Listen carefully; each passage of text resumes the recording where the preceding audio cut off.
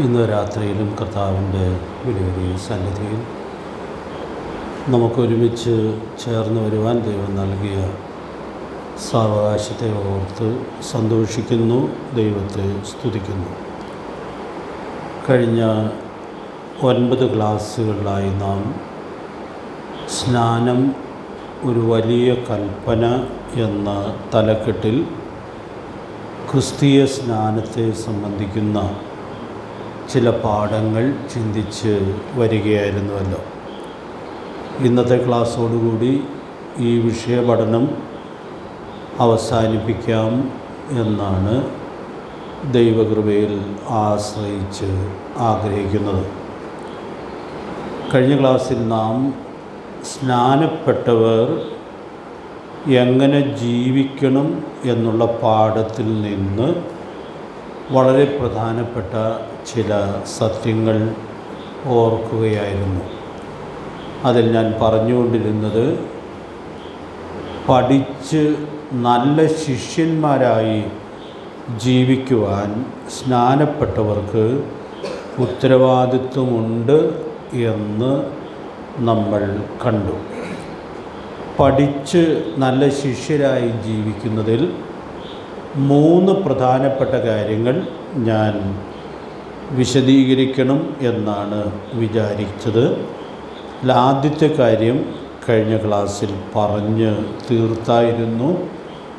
ദൈവത്തിൻ്റെ വചനം പഠിപ്പിക്കുന്നത് അടിസ്ഥാനപരമായിട്ടും വീട്ടിൽ സാധിക്കേണ്ടുന്നതായ കാര്യമാണ്. അതിൻ്റെ വിശദാംശങ്ങളിലൂടെ നമ്മൾ കഴിഞ്ഞ ക്ലാസ്സിൽ പോവുകയായിരുന്നു. അതൊന്നും തന്നെ ആവർത്തിക്കണം എന്ന് ആഗ്രഹിക്കുന്നില്ല. അടുത്ത ചെറിയ ഹെഡിങ് എഴുതിയാണ് കഴിഞ്ഞ ക്ലാസ് അവസാനിപ്പിച്ചത്. സഭയിൽ നിന്ന് പഠിക്കണം. അപ്പോൾ ദൈവത്തിൻ്റെ വചനം ആധികാരികമായി പഠിക്കാനുള്ള സ്ഥാനം സഭയാണ് എന്നുള്ളതായ വലിയ സത്യം നമുക്ക് ഉൾക്കൊള്ളുവാനായിട്ട് സാധിക്കുന്നുണ്ട്. ഞാൻ ഈ തലക്കെട്ട് ഇന്ന് പകൽ ചിന്തിക്കുമ്പോൾ ഹോശേയ പ്രവചനത്തിലൊരു വാക്യം ഭയത്തോടെ ഓർക്കുവാൻ ഇടയായിട്ട് തീർന്നിരുന്നു. നിങ്ങളുടെ ഓർമ്മയിലും ചിലപ്പോൾ വന്നു കാണുമായിരിക്കും എന്ന് ഞാൻ കരുതുകയാണ്. ഹോശേയ പ്രവചനം നമ്മൾ 2006 വർഷത്തിൽ ഈ സഭയിൽ പഠിക്കുവാൻ ഇടയായിട്ട് തീരുമ്പോൾ ആ പുസ്തകത്തിൽ നമ്മൾ ഉൾക്കൊണ്ട വളരെ പ്രധാനപ്പെട്ടതായൊരു സന്ദേശം ഉണ്ടായിരുന്നു. ദൈവം പ്രവാചകൻ മുഖാന്തരം തൻ്റെ ജനത്തോട് സംസാരിക്കുമ്പോൾ പറയുന്നത്, അവരുടെ പാപത്തെ ശിക്ഷിക്കും എന്ന് പറയുമ്പോൾ ദൈവം പറയുന്നൊരു പ്രധാനപ്പെട്ട വ്യവസ്ഥ നമ്മളവിടെ കാണുന്നുണ്ട്. നിങ്ങളുടെ സഭയെ കേൾപ്പിച്ചതുപോലെ ശിക്ഷിക്കും. അതെന്നെ വളരെ ഭയപ്പെടുത്തിയതായൊരു വാക്യമാണ്. കാരണം ദൈവം സഭയെ ഒരു സന്ദേശം കേൾപ്പിക്കുമ്പോൾ ആ സന്ദേശത്തോട് സഭാംഗങ്ങളെല്ലാവരും കടപ്പെട്ടിരിക്കുകയാണ്. അവർ യോഗത്തിന് വന്നോ ഇല്ലയോ എന്നുള്ളത് ഒരു വിഷയമല്ല. യോഗത്തിന് വന്നില്ലെങ്കിൽ അതിൻ്റെ ഉത്തരവാദി വരാത്തവരാണ്. അതുകൊണ്ട് ദൈവം സഭയെ കേൾപ്പിച്ച വചനപ്രകാരമാണ് പാപത്തെ ശിക്ഷിക്കുന്നത് എന്നുള്ളതായ വലിയ സത്യം നമുക്കവിടെ ഉൾക്കൊള്ളാനായിട്ട് സാധിക്കുകയാണ്.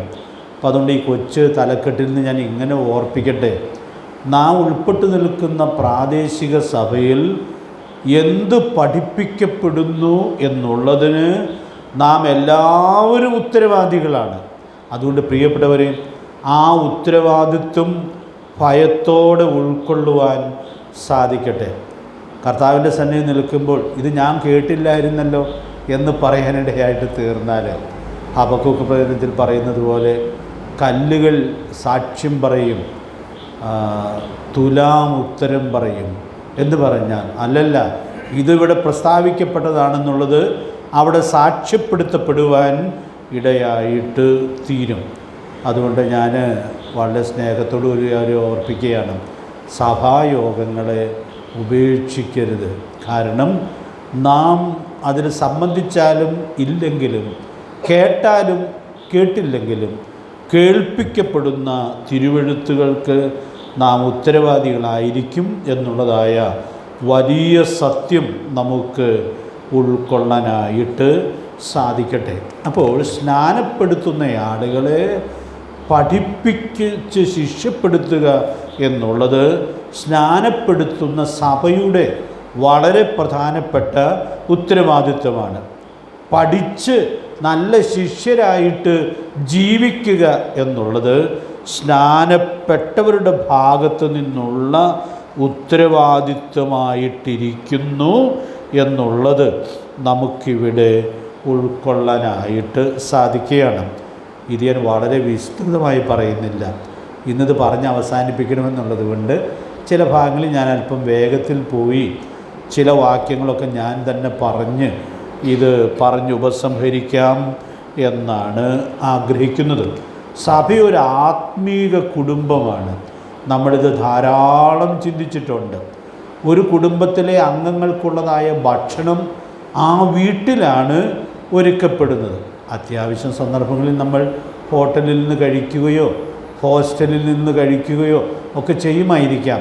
പക്ഷേ ആ കുടുംബാംഗങ്ങൾക്കുള്ള ഭക്ഷണം വീട്ടിൽ ഒരുക്കപ്പെടുന്നു എന്നുള്ളതാണ് വളരെ സാമാന്യമായിട്ടുള്ളതായ നിയമം. ഇപ്പോൾ നിങ്ങൾ ശ്രദ്ധിച്ചിട്ടുണ്ടോ, നമ്മൾ യാത്രയൊക്കെ ചെയ്യുമ്പോൾ പല ബോർഡുകളും കാണുന്നത് വീട്ടിലെ ഊണ് എന്ന് പറഞ്ഞാൽ നമ്മുടെ വീട്ടിലെ അല്ലെങ്കിലും വീടിൻ്റെ സാഹചര്യത്തിൽ ഒരുക്കപ്പെട്ട ഭക്ഷണമാണ് ഇവിടെ കയറി കഴിക്കാം എന്നാണ് ആ ബോർഡ് നമ്മോട് പറയുന്നത്. ആ ബോർഡുകളുടെ എണ്ണം ഇപ്പോൾ ഇങ്ങനെ കൂടി വരികയാണ്. പ്രിയപ്പെട്ടവരെ, ഞാൻ ഓർപ്പിക്കാനായിട്ട് ആഗ്രഹിക്കുന്ന കാര്യം, ദൈവം നമ്മെ ആക്കിയിട്ടുള്ള സഭയിൽ പ്രസ്താവിക്കപ്പെടുന്ന പഠിപ്പിക്കപ്പെടുന്ന വിഷയങ്ങളോട് നാം എത്രയോ വിശ്വസ്തരായിരിക്കണം.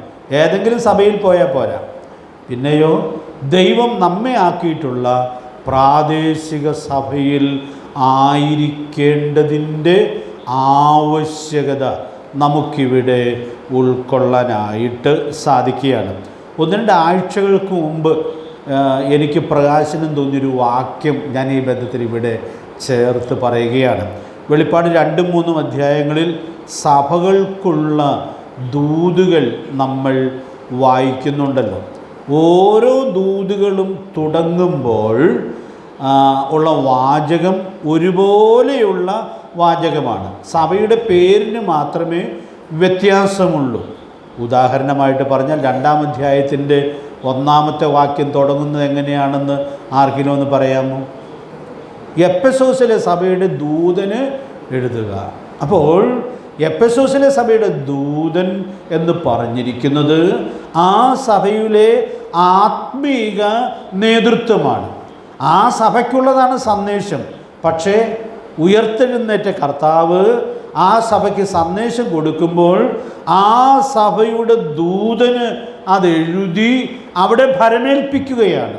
അപ്പോൾ അവിടെ ആ സഭയിൽ അത് അറിയിക്കുക എന്നുള്ളത് ആ സഭയിലെ ആത്മീക നേതൃത്വത്തിൻ്റെ ഉത്തരവാദിത്വമാണ്. അതുകൊണ്ട് പ്രിയപ്പെട്ടവരെ, ഈ സത്യങ്ങളെല്ലാം നമ്മെ പഠിപ്പിക്കുന്നതായ അനുഗ്രഹീതമായൊരു സത്യം, കർത്താവിൻ്റെ സഭയിൽ ആ ആത്മീക കുടുംബത്തിൽ നാം വചനത്താൽ പോഷിപ്പിക്കപ്പെടേണ്ടിയിരിക്കുന്നു എന്നുള്ളതായ വലിയ സത്യം നമുക്കിവിടെ ഉൾക്കൊള്ളാനായിട്ട് സാധിക്കുക.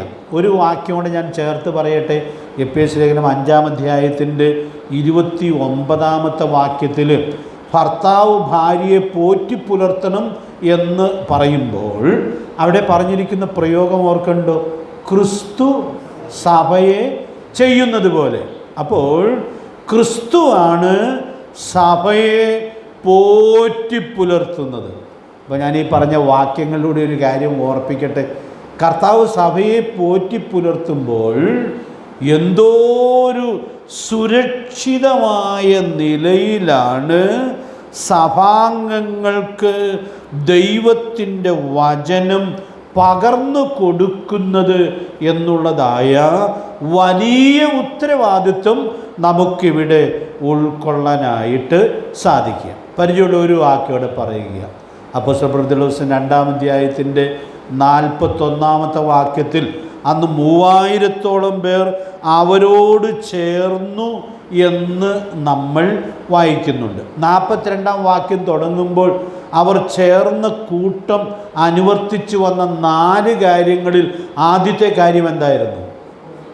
അവർ അപ്പോസ്തലന്മാരുടെ ഉപദേശം കേട്ടു. അതുകൊണ്ട് പ്രിയപ്പെട്ടവരെ, ഞാൻ ഇന്ന് രാത്രി ഓർപ്പിക്കാനായിട്ട് ആഗ്രഹിക്കുന്നത്, ശിഷ്യത്വത്തിൻ്റെ പാഠങ്ങൾ സഭയിൽ പഠിപ്പിക്കാനുള്ള വലിയ ഉത്തരവാദിത്വം ഉണ്ട്. ആ ഉത്തരവാദിത്വം സഭ ഏറ്റവും വിശ്വസ്തമായിട്ട് നിർവഹിക്കേണ്ടിയിരിക്കുന്നു.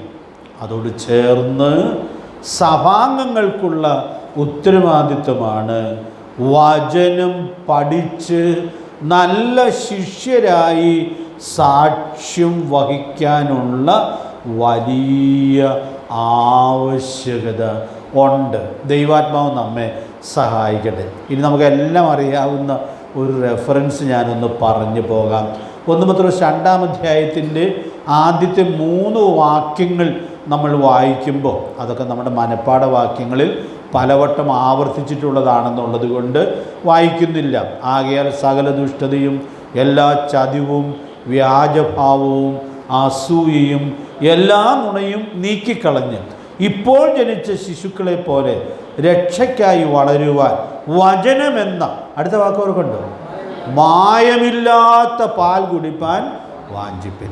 അതുകൊണ്ട് പ്രിയപ്പെട്ടവരെ, മായമില്ലാത്ത പാൽ എല്ലായിടത്തും കിട്ടുകയില്ല. ഞാൻ ഈ പറഞ്ഞ വഴിയിൽ ഒരു വചനപ്രകാരമുള്ളൊരു സ്ഥലം സഭയിൽ മായമില്ലാത്ത പാല് സ്വർഗത്തിലെ ദൈവം സഭാകാന്തൻ എത്രയോ സുരക്ഷിതമായിട്ടാണ് തൻ്റെ ജനത്തിനു വേണ്ടി ഒരുക്കിയിരിക്കുന്നത്. അതുകൊണ്ട് ഞാൻ ഇന്ന് രാത്രിയിൽ വളരെ പ്രാധാന്യത്തോട് ഓർപ്പിക്കാനായിട്ട് ആഗ്രഹിക്കുന്നതായ കാര്യം, മായമില്ലാത്ത പാൽ കുടിച്ച് നല്ല ശിഷ്യന്മാരായി വളരുവാൻ സാധിക്കണം. ഇന്ന് ഈ ടി വിയിലും മറ്റുമൊക്കെ 24 മണിക്കൂറും പ്രസംഗങ്ങൾ ഉള്ള ക്രമീകരണങ്ങൾ ഉണ്ട്.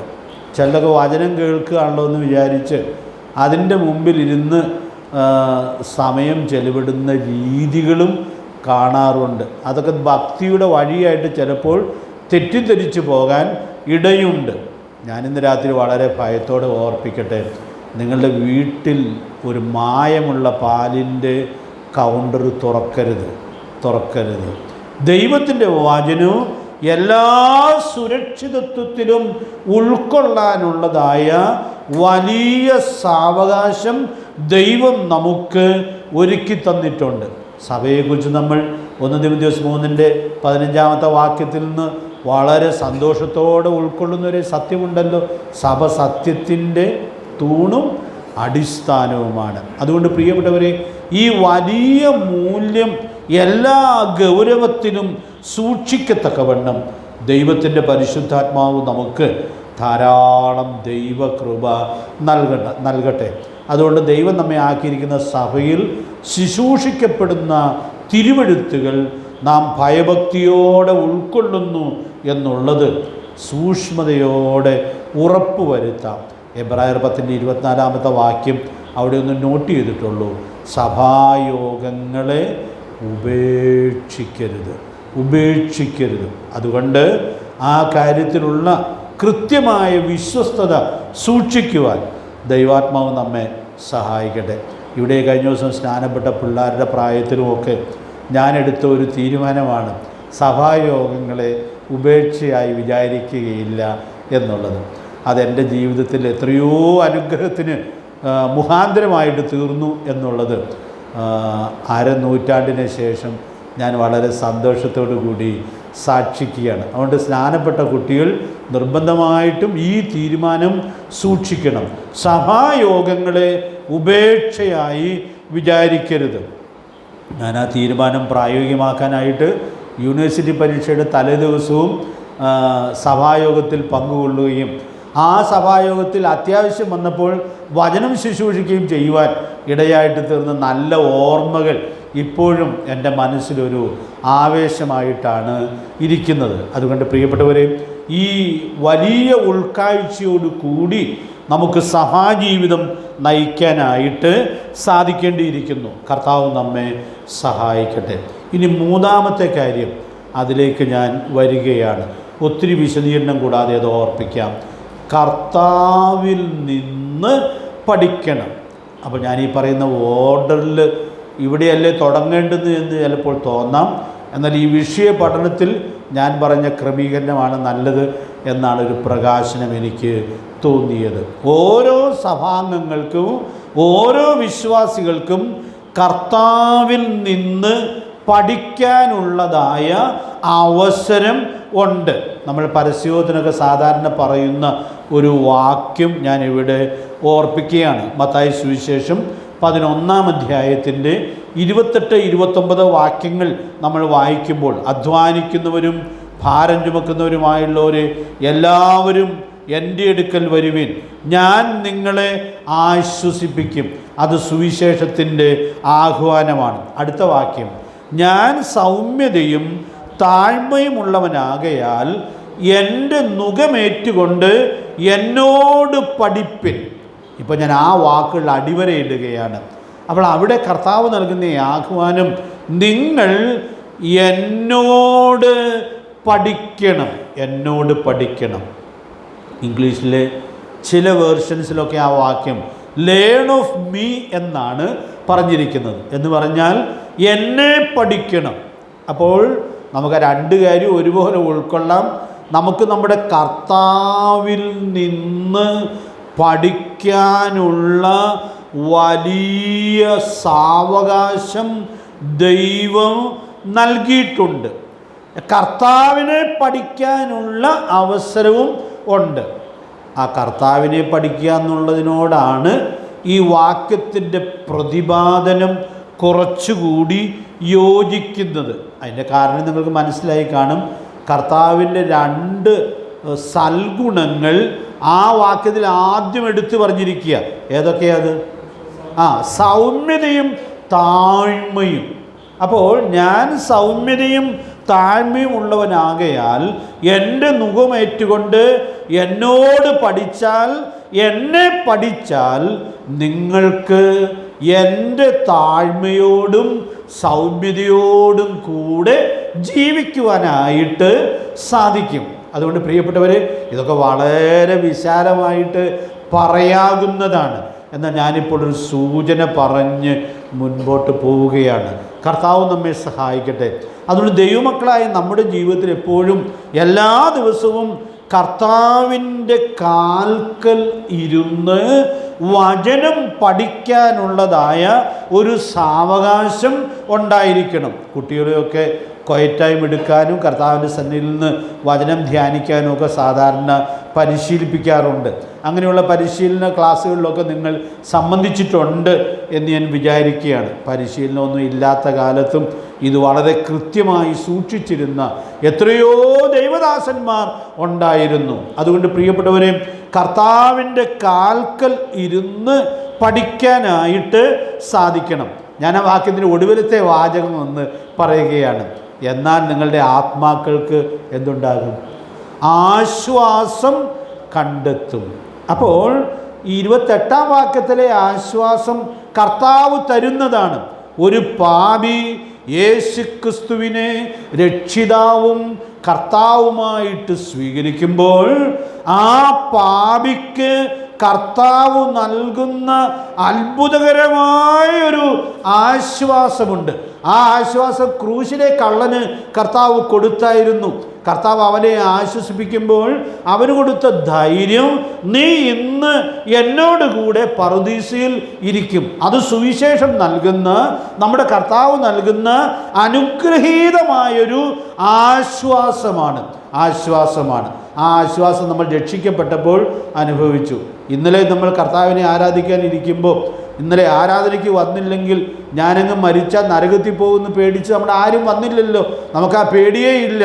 കാരണം യേശുക്രിസ്തുവിനെ രക്ഷകനും കർത്താവുമായിട്ട് നാം സ്വീകരിച്ചപ്പോൾ നിത്യ നരകത്തിൽ നിന്ന് ഒരിക്കൽ എന്നേക്കുമായി വിടുതൽ ലഭിച്ചു എന്നുള്ളതായ വലിയ ആശ്വാസത്തിലേക്ക് കർത്താവ് നമ്മെ കൊണ്ടുവരുവാൻ ഇടയായിട്ട് തീർന്നു. അതോർത്ത് നമുക്ക് ദൈവത്തെ സ്തുതിക്കാം. പക്ഷേ ഈ രണ്ടാമത്തെ ആശ്വാസം കർത്താവ് നൽകുന്നതാണെങ്കിലും നമ്മൾ കണ്ടെത്തേണ്ടുന്ന ആശ്വാസമാണ്. കണ്ടെത്തേണ്ടുന്ന ആശ്വാസമാണ്. പ്രിയപ്പെട്ടവരെ, നിങ്ങൾക്ക് സൗമ്യതയും താഴ്മയും ഉണ്ടെങ്കിൽ ഏത് പ്രതികൂലമായ സാഹചര്യത്തിലും ഏത് പ്രലോഭനത്തിൻ്റെ സാഹചര്യത്തിലും നമുക്ക് ആശ്വാസം കണ്ടെത്തി ജീവിക്കാം. അനേക വർഷങ്ങൾക്ക് മുമ്പ് ഞങ്ങളിൽ ചിലർക്കുണ്ടായ ഒരു അനുഭവം ഞാനൊരു ഉദാഹരണമായി പറയാറുണ്ട്. അതിനേക്കാൾ നല്ലൊരു ഉദാഹരണം ഇതുവരെ കിട്ടിയിട്ടില്ലാത്തുള്ളത് കൊണ്ട് ഞാൻ അതിന്ന് രാത്രി ഓർപ്പിക്കുകയാണ്. ഒരു കല്യാണത്തിന് പോയി. ആ കല്യാണത്തിന് സുവിശേഷകന്മാർ ഒത്തിരി പേര് ഉണ്ടായിരുന്നു. ഞങ്ങൾ അവിടെ ഒരു 10-12 പേര് അടുത്തടുത്തിരുന്ന് ഭക്ഷണം കഴിക്കാനായിട്ട് ഇരുന്നു. അപ്പോൾ ആ വീട്ടുകാരൻ വളരെ വിഷമത്തോടെ, അന്നൊക്കെ വിരുന്നുകാർക്ക് ആദ്യം ഭക്ഷണത്തിന് ഇരുത്തണമായിരുന്നു, അങ്ങനെ വിരുന്നുകാരാകപ്പാടെ ഇടയും. അപ്പോൾ അതുകൊണ്ട് ആ വീട്ടുകാരൻ നടന്ന് പറഞ്ഞു, എന്നെ ഒന്ന് സഹായിക്കണം, ചിലരെ കൂടി വിരുന്നുകാരുടെ കൂട്ടത്തിൽ ഇവിടെ ഇരുത്താനായിട്ടുണ്ട്. ഇപ്പോൾ ഒന്നും അങ്ങനെ ആരും പറയാറില്ല, ഇപ്പോൾ എല്ലാവരും അങ്ങനെ ഇരുന്ന് കഴിക്കാറുമില്ലല്ലോ അധികം പേര്. അപ്പോൾ ആ വീട്ടുകാരൻ പറഞ്ഞു, ആരെങ്കിലും ഒന്ന് സഹായിക്കണം. അപ്പോൾ ഞാൻ അടുത്തിരുന്ന ദേവദാസന്മാർ, നമുക്കൊന്ന് എഴുന്നേൽക്കാം, ഇവിടെ നമ്മളല്ലാതെ ആരാ സഹായിക്കാനായിട്ടുള്ളത്. അപ്പോൾ അങ്ങനെ ഞങ്ങളൊരു കൂട്ടമായിട്ട് ചിലരങ്ങ് എഴുന്നേറ്റു. അപ്പോൾ ആ വീട്ടുകാരൻ്റെ വിഷമം മാറി അവിടെ ആ വിരുന്നുകാരെ ഇരുത്തി ഭക്ഷണം കൊടുക്കാനായിട്ട് സാധിച്ചു. ചിലർ വിരുന്നിന് പോയി ഭക്ഷണ സ്ഥലത്ത് നിന്ന് എഴുന്നേറ്റാൽ പിന്നെ അവിടെ നിന്ന് ഭക്ഷണം കഴിക്കില്ല, അവരെല്ലോ ഹോട്ടലിലും പോയി ഭക്ഷണം കഴിച്ചിട്ട് വീട്ടിൽ പോരും. കാരണം സൗമ്യതയോടും താഴ്മയോടും കൂടെ അത് ഉൾക്കൊള്ളാൻ വലിയ പ്രയാസമാണ് ആളുകൾക്ക്. പ്രിയപ്പെട്ട ഒരു ഉദാഹരണം ഞാൻ പറഞ്ഞു എന്ന് മാത്രമേ ഉള്ളൂ. സൗമ്യതയും താഴ്മയും ഉണ്ടെങ്കിൽ അടുത്ത് സീറ്റ് കിട്ടുന്ന ഐറ്റത്തിൽ ഇരുന്ന് സന്തോഷമായി ഭക്ഷണം കഴിച്ച് ആ സഹോദരനും ആശ്വാസം പകർന്നു കൊടുത്ത് വീട്ടിൽ പോരാനായിട്ട് സാധിക്കും. അതുകൊണ്ട് സൗമ്യതയും താഴ്മയും നമ്മൾ പഠിച്ചെടുക്കേണ്ടുന്ന മനോഹരമായിട്ടുള്ള പാഠമാണ്. അതുകൊണ്ട് അത് പഠിച്ചാൽ ആശ്വാസം കണ്ടെത്തി ഓരോ ദിവസവും നിങ്ങൾക്ക് ജയാളികളായിട്ട് ജീവിക്കുവാനായിട്ട് സാധിക്കും. ദൈവത്തിൻ്റെ പരിശുദ്ധാത്മാവ് നമ്മെ സഹായിക്കട്ടെ. ഇവിടെ കർത്താവിൻ്റെ കാൽക്കലിരുന്ന് വചനം പഠിച്ചതിൽ ഒരു മാതൃക സഹോദരിയെ തിരുവഴുത്തിൽ കാണുന്നുണ്ട്. അവരുടെ കാര്യം പറഞ്ഞ് ഞാൻ അങ്ങ് പോകാം. ആരാണെന്ന് നിങ്ങൾക്ക് എല്ലാവർക്കും അറിയാമായിരിക്കാം. ആരാണ്? ബേഥാന്യയിലെ മറിയ. ലൂക്കോസ് സുവിശേഷം 10-ാം അധ്യായത്തിൻ്റെ 39-ാമത്തെ വാക്യത്തിലാണ് നമുക്ക് ആ മാതൃക കാണുവാനായിട്ട് സാധിക്കുന്നത്. അപ്പോൾ ഈ സഹോദരിയുടെ മാതൃക ഇവിടെ പറഞ്ഞിരിക്കുന്നു എന്നുള്ളത് കൊണ്ടും കർത്താവ് അതിനെ എന്ത് പ്രശംസിച്ചു. അവളെക്കുറിച്ച് പിന്നെ പറഞ്ഞത്, അവൾ നല്ല അംശം തിരഞ്ഞെടുത്തു എന്ന് കർത്താവ് തന്നെ പ്രശംസിച്ചു. മാർത്തയുടെ അധ്വാനം അത്ര മോശപ്പെട്ടൊരു കാര്യമൊന്നും ആയിരുന്നില്ല. ഒരുപക്ഷെ കർത്താവിന് ആഹാരം കൊടുക്കാനുള്ള ബന്ധപ്പാടായിരുന്നിരിക്കും. അതും വേണം കേട്ടോ, അത് വേണ്ടെന്നല്ല. പക്ഷേ കർത്താവിൻ്റെ കാൽക്കലിരുന്ന് വചനം പഠിക്കുക എന്നുള്ളത് എത്രയോ പ്രധാനപ്പെട്ടൊരു കാര്യമാണ്. രണ്ടും വേണം. അപ്പം അതുകൊണ്ട് മുൻസ്ഥാനം ഇതിന് കൊടുക്കുക. കുറേ വർഷങ്ങൾക്ക് മുമ്പ് ഒരു പ്രൈവറ്റ് ബസ്സിൽ കണ്ടക്ടറായിട്ടുള്ള ഒരു ആളുടെ വീട്ടിൽ ചെല്ലാനിടയായി. അപ്പോൾ തൻ്റെ ഭാര്യ പറഞ്ഞതായൊരു അനുഭവ സാക്ഷ്യം ഞാൻ പിന്നീട് പലപ്പോഴും പല സ്ഥലത്തും പറയാനിടയായി തീർന്നിട്ടുണ്ട്. അവർക്ക് 6 മണിയാകുമ്പോൾ അവരുടെ ഭർത്താവിന് ഭക്ഷണം കൊടുത്ത് ഉച്ചഭക്ഷണം കൊടുത്ത് വീട്ടിൽ നിന്ന് അയക്കണം. അപ്പോൾ ഒത്തിരി നേരത്തെ എഴുന്നേൽക്കണം. അപ്പോൾ ആ സഹോദരി പറഞ്ഞു, ആ ഭക്ഷണമൊക്കെ പാകം ചെയ്യാനായിട്ട് ബന്ധപ്പെടുന്നതിന് ഒരു അരമണിക്കൂർ മുമ്പ് എഴുന്നേറ്റ് ഞാൻ പ്രാർത്ഥിച്ച് ദൈവവചനം ധ്യാനിച്ച് അരമണിക്കൂർ അതിനുപയോഗിച്ച് പിന്നെയാണ് ഈ വീട്ടുജോലി ആരംഭിക്കുന്നത്. അപ്പോൾ അത്രയും നേരത്തെയൊക്കെ എഴുന്നേറ്റ് കർത്താവിൻ്റെ കാൽക്കൽ ഇരിക്കുന്നതിന് മുൻഗണന കൊടുത്ത് ദൈവഭക്തിയോടുകൂടി ജീവിച്ചിട്ടുള്ള സഹോദരിമാർ കഴിഞ്ഞ നാളുകളിലൊക്കെ ജീവിക്കുവാൻ ഇടയായിട്ട് തീർന്നിട്ടുണ്ട്. അതുകൊണ്ട് പ്രിയപ്പെട്ടവരെ, ഈ വലിയ അനുഗ്രഹീതമായ മാതൃക സൂക്ഷിച്ച് സാക്ഷ്യം വഹിക്കേണ്ടതിന് ദൈവത്തിൻ്റെ പരിശുദ്ധാത്മാവ് നമുക്ക് ധാരാളം ദൈവകൃപ നൽകട്ടെ. അപ്പം അതുകൊണ്ട് വചനം പഠിക്കാൻ ധാരാളം അവസരങ്ങളുണ്ട്. ഒരവസരം ഉപയോഗിക്കുന്നു എന്ന് കരുതി അടുത്ത അവസരം ഉപയോഗിക്കാതിരിക്കരുത്. ഈ 3 കാര്യങ്ങൾ വളരെ ക്രമമായി വിശ്വസ്തയോടുകൂടി തുടരുവാൻ ഇടയായിട്ട് തീർന്നാൽ നല്ല ആത്മീക പോഷണം ലഭിച്ച് സ്നാനപ്പെട്ടവർക്ക് ക്രിസ്തുവിനോട് അനുരൂപനായി വളരുവാനായിട്ട് സാധിക്കും. ആത്മീകാഹാരം കഴിക്കാതെ സഭകളിൽ പട്ടിണിക്കോലങ്ങളായിട്ടുള്ള എന്തോരം വിശ്വാസികളെയാണ് ഈ കാലത്ത് കാണാൻ കഴിയുന്നത്. ദൈവവചനത്തിലെ അടിസ്ഥാനപരമായ കാര്യങ്ങൾ പോലും അറിയാത്തവരായിട്ട് അനേകർ ആത്മീയ ജീവിതം നയിക്കുകയാണ്. അവർക്ക് എങ്ങനെ അവരുടെ മക്കളെ പഠിപ്പിച്ചെടുക്കാനായിട്ട് സാധിക്കും? അതുകൊണ്ട് പ്രിയപ്പെട്ടവരെ, പഠിച്ച് ശിഷ്യപ്പെടുക എന്നുള്ള വലിയ നിയോഗത്തോട് ഏറ്റവും കൃത്യമായ വിശ്വസ്തത നമ്മുടെ തലമുറയിൽ സൂക്ഷിച്ച് സാക്ഷ്യം വഹിക്കത്തക്കവണ്ണം ദൈവാത്മാവ് നമ്മെ സഹായിക്കട്ടെ. സ്നാനപ്പെട്ടവർ സൂക്ഷിക്കേണ്ട 3-ാമത്തെ കാര്യം കൂടി ഒന്ന് പറഞ്ഞ് ഈ ക്ലാസ് ഉപസംഹരിക്കുകയാണ്. ഈ 2-ാം കാര്യത്തിൽ 3-ാമത്തെ കാര്യവും കുറച്ച് ഉണ്ടായിരുന്നു, എങ്കിലും ഇതേറെ പ്രധാനപ്പെട്ടൊരു കാര്യമാകൊണ്ട് ഞാൻ വേറിട്ടൊരു പോയിൻ്റായിട്ട് ഈ കാര്യം എടുത്തു പറയുന്നു എന്നേ ഉള്ളൂ. സ്നാനമേറ്റവർ സജീവമായ സ്ഥലം സഭാബന്ധം സൂക്ഷിക്കണം. ഇവിടെ നിന്ന് ഞാൻ ചില പ്രസ്താവനകൾ മാത്രം പറഞ്ഞ് മുമ്പോട്ട് പോവുകയാണ്. പേരിന് മാത്രമുള്ള സഭാബന്ധം ഇക്കാലത്ത് വ്യാപകമാണ്. പേരിനൊരു സഭാബന്ധം, അതിനു വേണ്ടിയുള്ള നിലകൾ ഈ കാലത്ത് കാണുന്നുണ്ട്. ലോകത്തിലുള്ള ആളുകൾക്കും പേരിനൊരു ബന്ധം, വിവാഹം, ശവസംസ്കാരം മുതലായ കാര്യങ്ങൾ മാന്യമായി നടത്താനുള്ള ഉപാധിയായിട്ട് മാത്രം ഇതിനെ കാണുന്നവർ ഉണ്ട്. നമ്മളാരും അങ്ങനെ കാണുന്നവരല്ല എന്നെനിക്കറിയാം. പ്രിയപ്പെട്ടവരെ, നമ്മൾ സഭാജീവിതത്തിൽ സജീവത്വം നഷ്ടപ്പെട്ടാൽ പതുക്കെ അങ്ങോട്ട് എത്തിച്ചേരാനുള്ള സാധ്യത ഉണ്ട്. അതുകൊണ്ട് ഞാൻ ഈ ക്ലാസ്സിലൊരു മുന്നറിയിപ്പായിട്ട് പറയുകയാണ്, ഈ സജീവത്വം നഷ്ടപ്പെടുന്നില്ലെന്ന് സൂക്ഷ്മതയോടെ ഉറപ്പ് വരുത്തണം. ഞാൻ ഇതിലൊരു മാതൃകയായിട്ട് പറയുന്നത് പഴയ നിയമത്തിലുള്ളൊരു കുടുംബത്തെയാണ്. എന്തുകൊണ്ട് അങ്ങനെ പറയുന്നു എന്ന് ചോദിച്ചാൽ, എൻ്റെ ജീവിതത്തോട് അതിശക്തമായി ദൈവം സംസാരിച്ചത് ആ കുടുംബത്തിലൂടെയാണ്. അതുകൊണ്ട് അത് ഓർപ്പിക്കുകയാണ്. ഹന്ന എൽക്കാന ദമ്പതികൾ സജീവമായ സഭാബന്ധത്തിന് അനുകരണീയമായ മാതൃകയാണ്. അവരെക്കുറിച്ചുള്ള ഡീറ്റെയിൽസിലേക്ക് ഈ ക്ലാസ്സിൽ ഞാൻ പോകുന്നില്ല. ഡീറ്റെയിൽസ് നമുക്ക് എല്ലാവർക്കും അറിയാം. ഹോഫ്നിയുടെയും ഫിനേഹാസിൻ്റെയും ജീവിതവും ശുശ്രൂഷയും അവർ നിശ്ചയമായിട്ടും വേദനിപ്പിച്ചു കാണും. അതാരെയും വേദനിപ്പിക്കാതിരിക്കുക? ആരെയും വേദനിപ്പിക്കും. അതുകൊണ്ട് എൽക്കാനെയും ഹന്നയെയും അത് നിശ്ചയമായിട്ടും വേദനിപ്പിച്ച് കാണും. പക്ഷേ ഈ കുടുംബത്തിൽ നാം കാണുന്നൊരു കാര്യം, അവരവരുടെ ആത്മീക പതിവുകൾ ഹോഫിനെയും ഫിനേഹാസിനെയും നോക്കി ഒന്നും മുടക്കിയില്ല. നിങ്ങൾ 1-ാം അധ്യായം മനസ്സിരുത്തി വായിച്ചാൽ മതി. അതിലെ വാക്യങ്ങൾ ഞാനിപ്പോൾ എടുത്ത് വായിക്കാനായിട്ട് ആഗ്രഹിക്കുന്നില്ല. അവരെത്ര കൃത്യമായിട്ട് അവരുടെ ആത്മീക പതിവുകൾ സൂക്ഷിച്ചിരുന്നു എന്നുള്ളത് നമ്മൾ കാണുകയാണ്. അപ്പോൾ ആ പതിവോടെ അവർ വരുന്നു, അവർക്കുള്ള പ്രയാസങ്ങൾ അവർ ദൈവസന്നിധിയിൽ പകരുന്നു.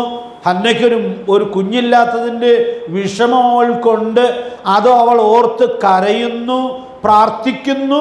അതൊക്കെ നമ്മളവിടെ കാണുകയാണ്. ആ 11-ാമത്തെ വാക്യം ഒന്ന് വായിച്ച്, 1 ശമൂവേൽ 1-ാം അധ്യായത്തിൻ്റെ 11-ാമത്തെ വാക്യം ഒന്ന് വേഗത്തിൽ വായിക്കുക.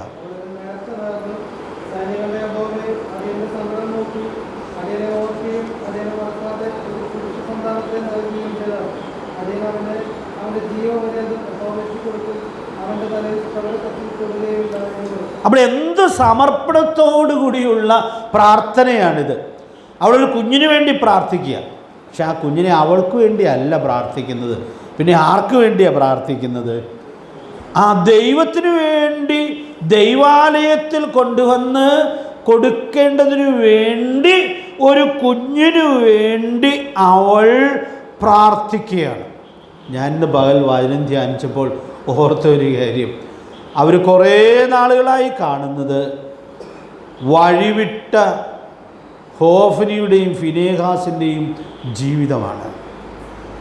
അതിൻ്റെ വേദന അവരെ വളരെയധികം ബാധിച്ചിട്ടുണ്ട്. അപ്പോൾ അതുകൊണ്ട് അവൾ പ്രാർത്ഥിക്കുന്നത്, ദൈവമേ, നിൻ്റെ ജനത്തിന് ഒരു നല്ല നേതൃത്വം വേണം എന്ന് ആഗ്രഹിച്ച് എനിക്കൊരു കുഞ്ഞിനെ തരികയാണെങ്കിൽ അവനെ ദൈവത്തിന് വേണ്ടി ഞാൻ വളർത്തിക്കൊള്ളാമെന്ന് മുൻകൂർ വാക്കുകൊടുത്ത് അവൾ പ്രാർത്ഥിക്കുകയാണ്. നമുക്കറിയാം ആ ചരിത്രം എന്തൊരു പ്രചോദനമാണ്. അവൾക്ക് ദൈവം ഒരു മകനെ കൊടുത്തു, വീട്ടിൽ പരിപാലിക്കേണ്ട സമയത്ത് പരിപാലിച്ചു, പിന്നെ അവനെ കൊണ്ടുവന്ന് ദൈവാലയത്തിൽ കൊടുത്തു, അവൻ വളർന്നു.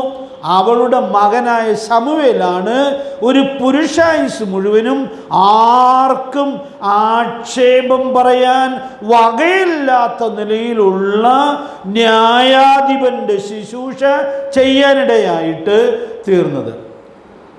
എൻ്റെ കൊച്ചുമോൻ പോള് ഈ ദിവസങ്ങളിൽ ഞങ്ങളുടെ വീട്ടിൽ ഉണ്ടല്ലോ. അവൻ വന്നിരുന്ന് ബൈബിളിൽ നിന്ന് കുറേ കാര്യങ്ങളൊക്കെ ചോദിക്കാറുണ്ട്. അപ്പോൾ അതിൽ ചോദിച്ചൊരു ചോദ്യമാണ്, ഏറ്റവും നല്ല ന്യായാധിപൻ ആരാണ്? ഉത്തരം ശമൂവേൽ എന്നല്ലേ പറയാൻ പറ്റുള്ളൂ. പ്രിയപ്പെട്ടവരെ, ഞാൻ ഓർപ്പിക്കാനായിട്ട് ആഗ്രഹിക്കുന്ന ഈ കാര്യം, എന്തൊരു മനോഹരമായിട്ടുള്ള സാക്ഷ്യമാണ് ആ ജീവിതം കൊണ്ട് നൽകുവാൻ ഇടയായിട്ട് തീർന്നത്. ഞാൻ ഇന്ന് രാത്രിയിൽ വളരെ ശുഭാപ്തി വിശ്വാസത്തോടെ പറയട്ടെ, സജീവമായ സഭാബന്ധം ഒരു കുടുംബത്തെ അനുഗ്രഹിക്കുമ്പോൾ ആ കുടുംബത്തിലൂടെ ദൈവജനത്തിന് ഫലകരമായ ആത്മീക നേതൃത്വം കൊടുക്കാനുള്ള ക്രമീകരണം പോലും സ്വർഗത്തിലെ ദൈവം നൽകുവാൻ ഇടയായിട്ട് തീരും. അതുകൊണ്ട് ഞാൻ ഓർപ്പിക്കാൻ ആഗ്രഹിക്കുന്നത്, നമ്മളാരും ഉഴപ്പായിട്ട് സഭാജീവിതം നയിക്കാൻ ഇടയായിട്ട് തീരരുത്. അതുകൊണ്ട് പ്രിയപ്പെട്ടവരെ, ഈ വലിയ ഉൾക്കാഴ്ച എല്ലാ പ്രാധാന്യത്തിനും സൂക്ഷിക്കേണ്ടതിന് ദൈവാത്മാവ് നമുക്ക് ധാരാളം ദൈവകൃപ നൽകട്ടെ. സജീവമായ സഭാബന്ധത്തിൻ്റെ മഹത്വം നമുക്ക് ഉൾക്കൊള്ളാനായിട്ട് സാധിക്കുക. സ്നാനത്തിൻ്റെ ക്രമീകരണങ്ങൾ നമ്മൾ ചിന്തിക്കുമ്പോൾ പ്രവൃത്തി 2:41 അവൻ്റെ വാക്ക് കൈക്കൊണ്ടവർ സ്നാനമേറ്റു വന്ന 3000-ഓളം പേർ അവരോട് ചേർന്നു. അപ്പം നമ്മളതിൻ്റെ അർത്ഥം മനസ്സിലാക്കിയതാണ് കഴിഞ്ഞ ദിവസങ്ങളിൽ. സഭയോട് ചേരുമ്പോൾ സഭയോട് ചേർന്ന് നടക്കണം. സ്നാനപ്പെടുമ്പോൾ കർത്താവിനോട് പരസ്യമായി ചേർന്നതിൻ്റെ സാക്ഷ്യം കൊടുക്കുകയാണ്. കർത്താവിനോട് ചേർന്ന് കിടക്കണം. നമ്മൾ എത്രയോ വട്ടം ആവർത്തിച്ച് പാടാറുണ്ട്, യേശുവോട് ചേർന്നിരിപ്പത് എത്ര മോദം. നമുക്ക് കർത്താവിനോട് ചേർന്ന് നടക്കാം. അതിൻ്റെ അടുത്ത സ്റ്റെപ്പ് സഭയോട് ചേർന്ന് നടക്കണം. 2 റെഫറൻസ് അവിടെ എഴുതിയിട്ടോ. റോമാലേഖനം 6-ാം അധ്യായത്തിൻ്റെ 3-ാം വാക്യവും ഗലാത്യ ലേഖനം 3-ാം അധ്യായത്തിൻ്റെ 27-ാമത്തെ വാക്യവും. പ്രിയപ്പെട്ടവരെ, അതുകൊണ്ട് നാം സഭയോട് ചേർന്ന് നടക്കുന്നു എന്നുള്ളത് സൂക്ഷ്മതയോടെ ഉറപ്പുവരുത്തുവാനായിട്ട് സാധിക്കണം. കർത്താവിൻ്റെ സഭ എന്ത് മഹത്തരമാണ്. ആ സഭയിൽ അംഗങ്ങളായി ദൈവം നമ്മെ ചേർത്തു. അവിടെ നമ്മൾ ഉദാസീനരായിട്ട് നടക്കരുത്. ഞാൻ പലപ്പോഴും ഭയത്തോടെ ഓർക്കുന്നൊരു കാര്യമുണ്ട്. ഒരു കൊച്ചു കാലം സഭാജീവിതം നയിക്കാൻ. അതാണ് ദൈവം നമുക്ക് തന്നിട്ടുള്ളത്. അപ്പോൾ ഈ സഭാജീവിതം എത്ര ഉത്സാഹത്തോടെ നയിക്കേണ്ടുന്നതാണ്. ഇവിടെ ജയാളികളായാൽ നിത്യത മുഴുവനും അതിൻ്റെ വിജയം നമുക്ക് ആഘോഷിക്കാനായിട്ട് സാധിക്കും. ഞാനിന്ന് രാത്രി ഓർപ്പിക്കട്ടെ, നമുക്ക് വന്നിട്ടുള്ള ഈ കൊച്ചു സഭാജീവിതം ഉത്സാഹം നഷ്ടപ്പെട്ട് ഉദാസീനതയോടെ നയിക്കരുത്. എത്രയോ പെട്ടെന്നാണ് ആളുകൾ ഈ ലോകം വിട്ട് പോയിക്കൊണ്ടിരിക്കുന്നത്, വളരെ അപ്രതീക്ഷിതമായി മാറ്റപ്പെട്ടുകൊണ്ടിരിക്കുന്നത്. അതുകൊണ്ട് നമുക്ക് സമയം തക്കത്തിൽ ഉപയോഗിക്കാം. യിരെമ്യാ പ്രവചനം 48-ാം അധ്യായത്തിൻ്റെ 10-ാമത്തെ വാക്യം ഞാനിവിടെ ഒന്ന് ചേർത്ത് പറയുകയാണ്. യഹോവയുടെ പ്രവൃത്തി ഉദാസീനതയോടെ ചെയ്യുന്നവൻ ശപിക്കപ്പെട്ടവൻ. ഈ ഹോളിൽ ഞാൻ പറഞ്ഞൊരു പ്രസംഗം ഇപ്പോഴും ഞാൻ ഓർത്ത് ഭയപ്പെടാറുണ്ട്. ഈ വാക്യത്തെ അധികരിച്ചൊരു സന്ദേശം ഞാൻ പറയാനിടയായിട്ട് തീർന്നു. ആ പ്രസംഗത്തിൻ്റെ തലക്കെട്ട് പറഞ്ഞത് യഹോവയുടെ പ്രവൃത്തി ചെയ്യുന്ന ശപിക്കപ്പെട്ടവൻ. ഒരു ജീവിതം യഹോവയുടെ പ്രവൃത്തി ചെയ്യാനായിട്ട് മാറ്റിവെച്ചിട്ട് ഒടുവിൽ ക്രിസ്തുവിൻ്റെ ന്യായാസനത്തിന് മുമ്പിൽ നിൽക്കുമ്പോൾ ഇതാണ് ഫൈനൽ റിസൾട്ട് എങ്കിൽ അതെന്തോ ഒരു ഭയങ്കരമായ കാര്യമായിരിക്കും. അതുകൊണ്ട് പ്രിയപ്പെട്ടവരെ, ഇന്ന് രാത്രി ഞാൻ ഭയത്തോടുകൂടി ഓർപ്പിക്കട്ടെ, സ്നാനപ്പെട്ട നമുക്ക് എല്ലാവർക്കും സഭാജീവിതവും എല്ലാ ഉത്സാഹത്തോടും കൂടെ നയിക്കാം. റോമർ 12-ന്റെ 11-ാമത്തെ വാക്യം, ഉത്സാഹത്തിൽ മടുപ്പില്ലാതെ ആത്മാവിൽ എരിവുള്ളവരായി കർത്താവിനെ സേവിക്കുവാൻ സാധിക്കട്ടെ. വെളിപ്പാട് 3:1 ഒരു അലസമായ ആത്മീക ജീവിതം നയിച്ചൊരു സഭയുണ്ട്. ആ സഭയുടെ പേരോർക്കുണ്ടോ നിങ്ങൾ? സർദിസിലെ സഭയാണ്. അവരോട് കർത്താവ് എന്ത് വേദനയോടെ പറയുന്നത്, ജീവനുള്ളവരെന്ന് നിനക്ക് പേരുണ്ടെങ്കിലും നീ മരിച്ചവനാകും. അതെന്തു വേദനയോടെയാണ് പറയുന്നത്. നമ്മെക്കുറിച്ച് അങ്ങനെ പറയുവാൻ ഇടയായിട്ട് തീരാതെ വണ്ണം നമുക്ക് സഭാജീവിതം സജീവമായി സൂക്ഷിക്കാം. ഞാനിവിടെ നമുക്ക് അറിയാവുന്ന നാം സഭയെക്കുറിച്ച് പ്രസിദ്ധീകരിച്ച പുസ്തകത്തിൽ അനുബന്ധമായി ചേർത്ത പാഠത്തിൽ നിന്ന് ഒരു കുറിപ്പ് പറഞ്ഞ് നിർത്തുകയാണ്. സജീവമായ സഭാജീവിതം ആഗ്രഹിക്കുന്നവർക്ക് സഭാകാന്തനെ അനുകരിക്കാം. ഇത് വളരെ വിശദമായി പറയാം. അത് നമ്മുടെ പുസ്തകത്തിൻ്റെ ഒടുവിലത്തെ പാഠത്തിലുണ്ട്. വിശദമായി വേണ്ടവർ ആ പാഠം വായിച്ച് പ്രയോജനപ്പെടുത്തണം എന്നോർപ്പിക്കുന്നു. അതിൻ്റെ 3 കുറിപ്പുകൾ പറഞ്ഞ് ഞാൻ ഈ ക്ലാസ് അവസാനിപ്പിക്കുകയാണ്. എഫേസ്യർ 5:25 വാക്യത്തിൽ സഭയോടുള്ള ബന്ധത്തിൽ നമ്മുടെ കർത്താവിൻ്റെ ഒരു മാതൃകയുണ്ട്. ക്രിസ്തു സഭയെ സ്നേഹിച്ചതുപോലെ ഭർത്താവ് ഭാര്യയെ സ്നേഹിക്കണം. കുടുംബജീവിതത്തെക്കുറിച്ച് ഞാനൊന്നും പറയുന്നില്ല. ഞാൻ പറയാൻ ആഗ്രഹിക്കുന്നത്, ക്രിസ്തു സഭയെ സ്നേഹിച്ചതുപോലെ നമുക്ക് ഓരോരുത്തർക്കും കർത്താവ് നമ്മെ ആക്കിയിട്ടുള്ള സഭയെ സ്നേഹിക്കാനായിട്ട് സാധിക്കണം. സ്നേഹം ഏതൊക്കെ തലങ്ങളിൽ പ്രതിഫലിക്കുമെന്ന് നമ്മുടെ ആ പാഠത്തിലുണ്ട്. നിങ്ങളത് വായിച്ച് ഉൾക്കൊള്ളണമേ എന്ന് ഓർപ്പിക്കുകയാണ്. 2-ാമത്തെ മാതൃക എഫേസ്യർ 5:27 നാം വായിക്കുന്നത്, കറ ചുളുക്കമൊന്നുമില്ലാതെ സഭയെ ശുദ്ധിയും നിഷ്കളങ്കയുമായി തനിക്ക് തന്നെ തേജസ്സോടെ മുൻനിർത്തേണ്ടതിന് കർത്താവ് എന്ത് ചെയ്തു? തന്നെത്താൻ അവൾക്കു വേണ്ടി ഏൽപ്പിച്ചു കൊടുത്തു. അപ്പം അതുകൊണ്ട് അതൊരു നല്ല മാതൃകയാണ്. ഞാൻ ഈ വാക്യം വായിക്കുമ്പോഴൊക്കെ ഞാനൊരിക്കൽ പോയൊരു സഭയിൽ വചനം പറഞ്ഞുകൊണ്ടിരുന്നതിൻ്റെ ഇടയിൽ താമസിച്ച വീട്ടിലെ സഹോദരൻ പറഞ്ഞ ഒരു കുടുംബത്തെ പരിചയപ്പെടുത്തിയത് ഓർക്കും. This family is addicted to our church. ആ വാചകം എന്നെ വളരെ സ്വാധീനിച്ചതായൊരു വാചകമാണ്. അവർ കത്തോലിക്കയിൽ നിന്ന് രക്ഷിക്കപ്പെട്ട് വേർപെട്ടു വന്നൊരു കുടുംബമാണ്. ആ കുടുംബത്തെക്കുറിച്ച് ആ സഭയിൽ ആത്മീക ശുശ്രൂഷയ്ക്ക് നേതൃത്വം കൊടുക്കുന്ന സഹോദരൻ പറഞ്ഞ വാചകമാണ്, ഇവർ ഞങ്ങളുടെ സഭയുടെ അടിമകളെ പോലെയാണ് ജീവിക്കുന്നത്. എന്തൊരു നല്ല സാക്ഷ്യമാണ്. പ്രിയപ്പെട്ടവരെ, കർത്താവ് സഭയ്ക്ക് വേണ്ടി ഏൽപ്പിച്ചു കൊടുത്തു. എന്തിനു ഏൽപ്പിച്ചു കൊടുത്തു? കറ ചുളുക്കമൊന്നുമില്ലാതെ സഭ സാക്ഷ്യം വഹിക്കണം. ഞാൻ അവിടുന്ന് വലിയൊരു പ്രചോദനം ഉൾക്കൊള്ളുന്നുണ്ട്. ഞാൻ ഉൾപ്പെടുന്ന സഭ കറിയും ചുളുക്കവും ഇല്ലാതിരിക്കണമെങ്കിൽ ഞാൻ കറിയും ചുളുക്കവും ഇല്ലാതെ സാക്ഷ്യം വഹിക്കണം. നമുക്ക് അവിടെ തുടങ്ങാം.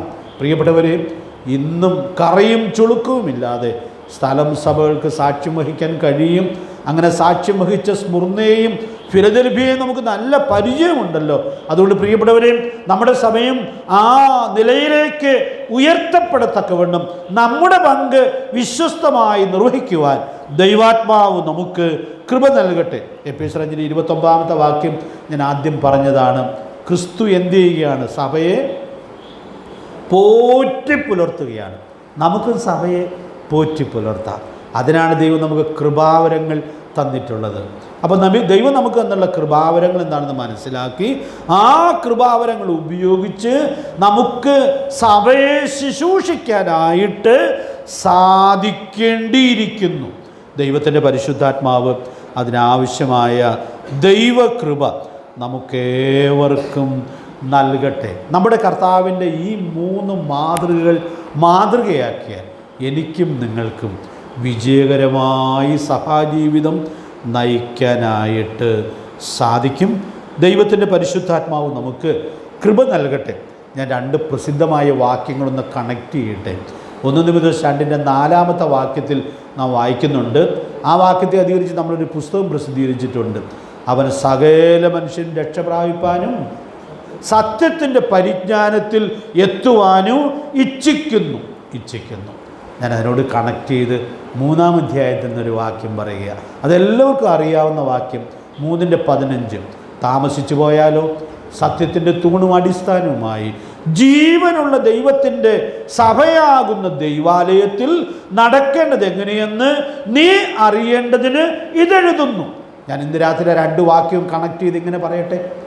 രക്ഷിക്കപ്പെട്ടൊരു വിശ്വാസി സത്യത്തിൻ്റെ തൂണും അടിസ്ഥാനവുമായ ഒരു പ്രാദേശിക സഭയോട് സജീവമായ ബന്ധം സൂക്ഷിച്ചാൽ, അതിൽ നടക്കേണ്ടതുപോലെ നടന്നാൽ, അതിൽ കർത്താവ് ഏൽപ്പിച്ച ഉത്തരവാദിത്തങ്ങൾ വിശ്വസ്തമായി നിർവഹിച്ചാൽ ഓരോ ദിവസം പിന്നിടും തോറും സത്യത്തിൻ്റെ പരിജ്ഞാനത്തിൽ വളരാൻ സാധിക്കും. വീട്ടിലാണ് മക്കൾ വളരുന്നത്. ആത്മീക കുടുംബമായ സഭയിലാണ് സഭാംഗങ്ങൾ ആത്മീക വളർച്ച പ്രാപിക്കേണ്ടത്. ഇതാണ് ദൈവിക വളർച്ചയുടെ വഴി. അതുകൊണ്ട് കഴിഞ്ഞ ദിവസങ്ങളിൽ സ്നാനപ്പെട്ട മക്കൾക്ക് അത് സാധിക്കട്ടെ.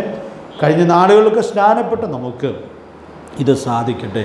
ദൈവാത്മാവ് നമ്മെ സഹായിക്കട്ടെ. ഞാൻ 4 വാചകങ്ങൾ നമ്മളെ പഠനത്തോടുള്ള ബന്ധത്തിൽ പറഞ്ഞ് ഈ ക്ലാസ് ഉപസംഹരിക്കട്ടെ.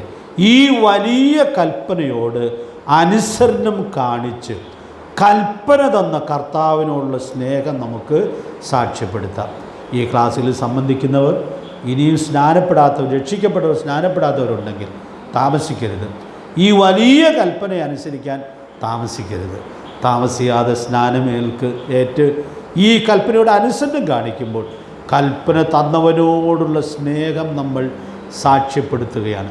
യോഹന്നാൻ 14:15 എന്നെ സ്നേഹിക്കുന്നവൻ എൻ്റെ കൽപ്പനകളെ പ്രമാണിക്കും. അതുകൊണ്ട് പ്രിയപ്പെട്ടവരെ, ആ വലിയ ഉൾക്കാഴ്ച നമുക്ക് സൂക്ഷിക്കാം. 2-ാമത്തെ കാര്യം, ഈ വലിയ കൽപ്പനയെ ജീവിതം കൊണ്ടോ ശുശ്രൂഷ കൊണ്ടോ ദുർബലപ്പെടുത്തുന്നില്ലെന്ന് സൂക്ഷ്മതയോടെ ഉറപ്പുവരുത്താം. നമ്മുടെ ആത്മീയ ശുശ്രൂഷയിൽ ഈ വലിയ കൽപ്പനയെ അവഗണിച്ച് ഇതിനു നേരെ കണ്ണടച്ച് നമ്മളൊരു ആത്മീക ശുശ്രൂഷ ചെയ്യണ്ട എന്ന് തീരുമാനിക്കണം.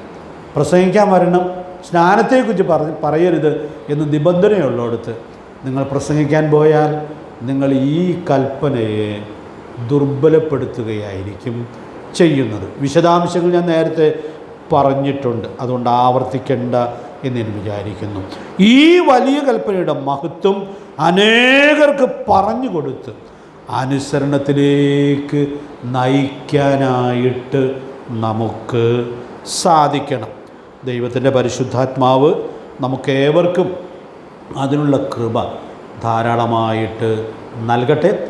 ഈ കൽപ്പനയുടെ വലിപ്പവും മഹത്വവും കർത്താവിനോട് ചേർന്നുള്ള ജീവിതത്തിലൂടെ, വിജയകരമായ സഭാജീവിതത്തിലൂടെ മറ്റുള്ളവർക്ക് കാണിച്ചു കൊടുക്കുമാറ് വിശ്വസ്തയോടെ സാക്ഷ്യം വഹിക്കുവാൻ ദൈവാത്മാവ് നമ്മെ എല്ലാവരെയും ഒരുക്കട്ടെ. ഈ 10 ആഴ്ചകളിലായിട്ട് നമുക്ക് സ്നാനത്തെ സംബന്ധിക്കുന്ന അത്യാവശ്യം കാര്യങ്ങൾ ചിന്തിക്കാൻ ഈ പ്രിയമക്കളുടെ സ്നാനവും അതിനോട് ബന്ധപ്പെട്ടതായ ഈ പഠനവും ദൈവം മുഖാന്തരമാക്കി തീർത്തു എന്നുള്ളത് ഞാനും സന്തോഷത്തോടു കൂടി ഓർക്കുന്നു. ഞാൻ അനേക പതിറ്റാണ്ടുകളായിട്ട് തന്നെ സ്നാനത്തെക്കുറിച്ച് പഠിപ്പിക്കാറുണ്ടെങ്കിലും ഞാൻ ഈ വലിയ കൽപ്പന എന്ന നിലയിൽ ഒരു പുതിയ ആവേശത്തോടു കൂടിയാണ് ഈ ദിവസങ്ങളിൽ ഈ സത്യങ്ങൾ പങ്കിടുവാൻ ഇടയായിട്ട് തീർന്നത്. അതിന് ഇങ്ങനെ ഒരു അവസരം ഉണ്ടായി എന്നുള്ളതിൽ ഞാൻ സന്തോഷിക്കുന്നു, ദൈവത്തെ സ്തുതിക്കുന്നു. ഈ കൽപ്പനയുടെ മഹത്വം എല്ലാ അർത്ഥത്തിലും സൂക്ഷിക്കാനായിട്ട് കർത്താവ് നമുക്കെല്ലാവർക്കും സമർത്ഥമായ കൃപ നൽകട്ടെ എന്ന് പ്രാർത്ഥിച്ചുകൊണ്ട് ഞാൻ ഈ പഠനം ഉപസംഹരിക്കട്ടെ. കർത്താവിൻ്റെ വിലയേറിയ നാമം ഇന്ന് വന്നേക്കും വാഴ്ത്തപ്പെടുമാറാകട്ടെ.